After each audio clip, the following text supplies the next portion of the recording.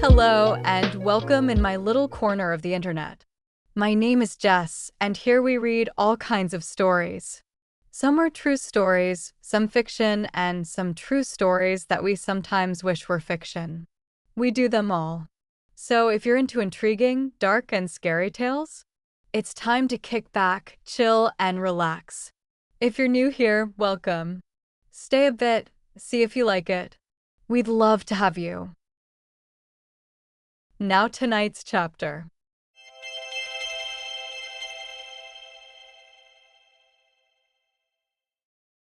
The Silver Wolf Queen. Chapter 19. The Night You Were Born. The gallery had never felt so quiet. Rowan looked at the next page. For the first time since opening the letter, he hesitated. Not because he feared the truth, but because once he read it, his life would never again contain the comfort of not knowing. The messenger noticed. "There is no shame in being afraid," she said gently. The keeper nodded in agreement. Then Rowan slowly lowered himself onto the stone steps beneath the crystal windows. The others instinctively gave him space. Darius sat beside him without speaking. Corvin remained several paces away, and Cashin leaned against one of the ancient pillars. The keeper rested both hands upon his lantern, and for a few precious moments they were no longer warriors, or kings, or guardians. They were simply people waiting to hear a father speak. Rowan unfolded the page completely. His father's handwriting filled nearly every inch. At the top, just beneath the drawing of the silver wolf, he began to read. "My dear son, the story everyone has told you about your birth is true." Rowan frowned. He continued. "Your mother labored through the longest night I have ever lived. You arrived just before dawn. You screamed loud enough to frighten every bird in the valley.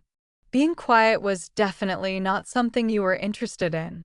A soft chuckle spread through the gallery. Darius nudged Rowan. "Apparently, some things never change. You still can't be quiet." Rowan smiled without looking up. "When the midwife placed you in my arms, I was terrified." The keeper laughed quietly. "I remember telling him exactly that."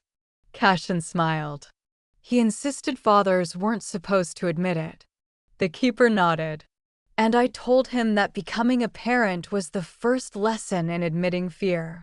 Rowan kept reading. "People imagine that fathers instantly know what they're doing. Well, let me tell you, son, I can honestly say, they don't. I spent the first hour convinced I was holding you incorrectly." The messenger laughed softly. "I remember your mother teasing him about that." "So do I." She told him, "He's a baby, not a priceless vase." The keeper smiled. His voice shifted into an affectionate imitation. Laughter echoed gently all throughout the gallery. Even Corvin smiled. The warmth of the memories made it easy to forget, if only for a little while, that the people in them were gone. Rowan turned another corner of the page, and this was where his father's tone changed. The words became more deliberate. Then the sun rose, and everything changed. The smiles slowly faded. "The moment the first sunlight touched your face, every wolf within 10 miles began to howl." The gallery fell silent. Darius blinked. "That's..." He looked around. "Unusual." The keeper didn't smile. Cashin's expression had grown thoughtful. He remembered. Or perhaps he remembered hearing about it. Rowan continued. "Your mother thought it was beautiful, but I thought something was terribly wrong. Neither of us understood what had happened. Not until an old traveler knocked upon our door before sunset." The keeper slowly lifted his head. "Oh no," he whispered. Cashin looked toward him. "You know?" The keeper nodded once. Rowan looked between them. You knew someone visited my parents? The keeper didn't answer. Instead, he gestured toward the letter. Let him tell it. Rowan returned to the page. His hands trembled slightly. He carried no weapon, only a walking staff carved from silver ash. He asked to hold you. That didn't sit right with me, and everything in me wanted to refuse. Instead, I watched while your mother placed you in his arms before I could speak. A smile crept onto the messenger's face. That sounds like Alara. Rowan looked up. My mother. The messenger nodded. She trusted kind people, sometimes before they trusted themselves. Rowan looked back to the letter. The final lines on the page made the keeper close his eyes. The old man studied your face, then he looked at me and asked, Has he cried since sunrise? I told him that you didn't cry since the break of dawn, but every wolf in the valley had been howling instead. He smiled, not with surprise, with relief. Cashin straightened. He already knew? The keeper nodded. He had been watching. Then I demanded to know who he was. But he looked at me with a soft face and then told me that names were unimportant. What matters is that the child has been found before the darkness found him. Rowan lowered the page. Darkness found him? What is that supposed to mean? The keeper's face grew serious. He wasn't speaking about a place. He was speaking about a person. Malachar. Corvin said quietly. The keeper gave a single nod. Bullseye. Rowan continued. The traveler warned us that others would come looking for you and that some would call you a king. Others would call you a weapon. But neither would see you as a child. He made me promise that you would grow up as Rowan before you ever learned you were an Ashcroft. The words struck Rowan harder than he expected. So my father hid everything from me. Only to give you a childhood, the messenger finished gently and gestured for him to keep reading. You may one day wonder whether I lied to you. The answer is yes. Many times. Darius snorted. Wow. Now that's refreshingly straightforward and honest. A faint smile spread across everyone in the gallery. But you need to know that I lied only because I wanted you to know laughter before responsibility, fishing before fighting, friendship before duty, a father's embrace before the weight of a crown. If I stole anything from you, I pray it was only time. Silence settled over the room. Corvin looked away. He had been given duty before he was old enough to even understand it. Rowan had been given a childhood. For the first time, he fully understood the sacrifice his father had made. Only a few lines remained on the page. The traveler left us with one warning. He said the day would come when the mountain called your name. And when it did, you were not to seek the throne. Rowan frowned. He glanced at the keeper. Not seek the throne? The old man looked just as puzzled. Keep reading. Rowan's eyes dropped to the final sentence. His voice grew quieter with every word. Seek the child who was born beneath the same stars, because without them, the kingdom can never rise again. The gallery fell silent. Cashin slowly pushed himself away from the pillar. The other houses? He shook his head. No, this is more than that. The keeper's expression darkened. No one spoke. The words from the letter lingered in the air. Seek the child who was born beneath the same stars. Rowan looked around the gallery. You all know what this means? The keeper slowly walked to the nearest crystal window. The prophecy. His voice was little more than a whisper. I always believed it referred to the 7 houses. So did I, Cashin admitted. But your father chose his words carefully. He turned toward Rowan. He didn't write, find the heirs. He wrote, find the child. One child. One specific person. Aldrin's brow furrowed. But why would another child matter more than the surviving houses? Cashin's eyes drifted to the ancient statues. Because blood builds kingdoms. He paused. But destiny? He looked back at Rowan. Sometimes chooses only two people. Rowan returned to the letter. There were only a few paragraphs left on the page. He continued reading. I asked the traveler who this other child was.